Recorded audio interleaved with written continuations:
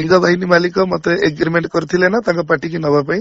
ଆଜ୍ଞା ଜାଗର ଦିନ ଆଜ୍ଞା ମାନେ ଗଲା କାଲି ରାତିରେ ସେ ତାଙ୍କ ସୋସିଆଲ ମିଡିଆରେ ପୋଷ୍ଟ କଲେ ନା ଆଜ୍ଞା ଯେ ପିୟୁଷ ଆସୁଛନ୍ତି ଆସନ୍ତା ବର୍ଷ ଆମ ପାର୍ଟି କି।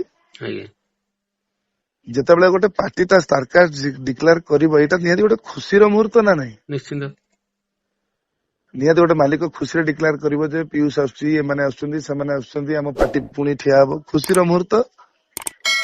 ତ ଆପାତତଃ ମାଲିକ ତ ସକାଳୁ ଥରେ ମୋ ସାଙ୍ଗରେ ଆଲୋଚନା କରିବା କଥା ନା ନାଇଁ, ଆଜି ଏତିକି ବେଳକୁ ଷ୍ଟାରକାଷ୍ଟ ଟା ଡିକ୍ଲେୟାର ହବ, ଆଜ୍ଞା ଆଜି ଏତିକି ବେଳକୁ ଏହା ହବା କଥା ନା ନାହିଁ। ଆଜ୍ଞା ଆଜ୍ଞା ସିଏ ସକାଳୁ ବି ଛାଡି ଦିଅନ୍ତୁ, ସେ ଷ୍ଟାରକାଷ୍ଟ ଡିକ୍ଲେୟାର କରିବାର 24 ଘଣ୍ଟା ଭିତରେ ମତେ ଥରେ ତାଙ୍କ ଫୋନ ଲିଷ୍ଟରେ ମୋ ନମ୍ବର ଦେଖେଇଦେବେ, ମତେ ଫୋନ କରିଛନ୍ତି 24 ଘଣ୍ଟା ଭିତରେ ଯେ ଆମେ ଏତିକି ସମୟରେ ଡିକ୍ଲେୟାର କରିବା, ଏଇ ୱେରେ କରିବା କହିଛନ୍ତି।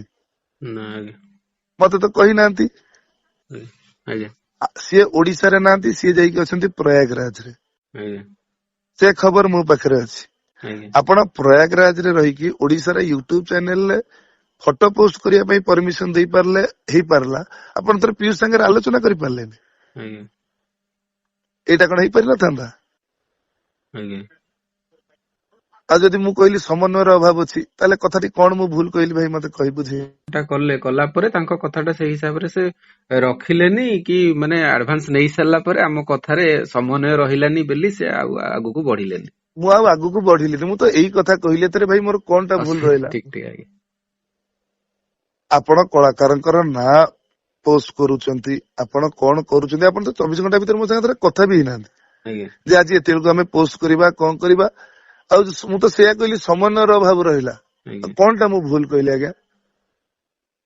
ଆଜ୍ଞା ଆଜ୍ଞା ଆଜ୍ଞା ଜାନୁଆରୀ ଆଡଭାନ୍ସ କଲା ପରେ ବି ସମନ୍ୱୟ ନ ରହିବାରୁ ସେ ସେଇଆକୁ ମାନେ ଅଭିଯୋଗ କରୁଛନ୍ତି ଯେ ଆଡଭାନ୍ସ ନେଇଗଲେ କିନ୍ତୁ କାହାର କଥା କହିଲେ କିନ୍ତୁ ଆମ କଥାଟା ରଖିଲେନି। ସେ କିନ୍ତୁ ଆପଣଙ୍କ ସମନ୍ୱୟ କଥାଟାକୁ ବୁଝିପାରିଲେନି। ବୁଝିପାରିଲେନି। କୁହନ୍ତୁ ଆଜ୍ଞା। ମୁଁ କହିବା କଥା ଯେ ଯେତେବେଳେ ମନଟା ମିଶୁନି, ଆଜ୍ଞା ମିଶୁନି ପୁଣି କିଏ? ଯିଏ ମୁରବୀ, ମୁରବୀ ତାଙ୍କ ସାଙ୍ଗରେ ମନଟା ମିଶୁନି, ସେଠି 5 ବର୍ଷ ମୁଁ କେମିତି କାମ କରିଥାନ୍ତି ଭାଇ ମତେ ଟିକେ ଆଜ୍ଞା ବୁଝେଇଲେ। ତେଣୁ ସେ ପାର୍ଟିକି ନ ଯିବା ଆଗରୁ ଆହୁରି 4 ମାସ ଅଛି ଯାତ୍ରା ଛୁଟି ହେବା ପାଇଁ, ମୁଁ ଜଣେଇଦବାଟା କଣ ମୋର ଭୁଲ?